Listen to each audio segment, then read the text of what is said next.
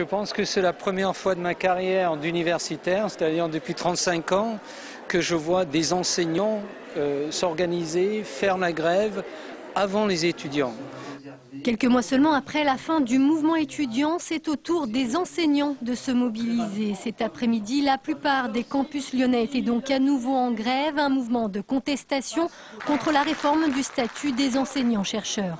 Le projet de réforme, c'est que ce soit les chefs d'établissement qui aient le pouvoir, l'autorité la plus grande dans la répartition des services des enseignants-chercheurs. C'est plus qu'une inquiétude, il y a et une colère et le sentiment qu'on est en train de changer la nature de l'enseignement et sans doute d'atteindre à la possibilité de continuer à faire de la recherche de manière autonome dans notre pays.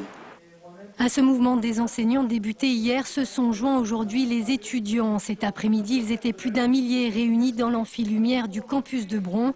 Des étudiants toujours mobilisés contre la loi de modernisation des universités, dite loi Pécresse, mais aussi solidaires des revendications enseignantes révélatrices selon eux du malaise qui règne aujourd'hui dans le monde universitaire dans son ensemble. Aujourd'hui, ce qui est mis en danger, c'est la nature même des enseignements.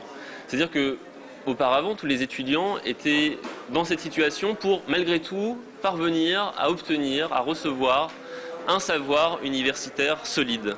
Aujourd'hui, c'est la nature même de ce savoir qui est remise en cause. Pour nous, étudiants qui sommes nourris du savoir des enseignants-chercheurs, comment est-ce qu'on peut fonctionner si eux-mêmes ne peuvent pas continuer leur recherche? Cet après-midi, enseignants et étudiants ont voté la reconduction de la grève. Une action est également prévue vendredi prochain à midi, place des Terreaux.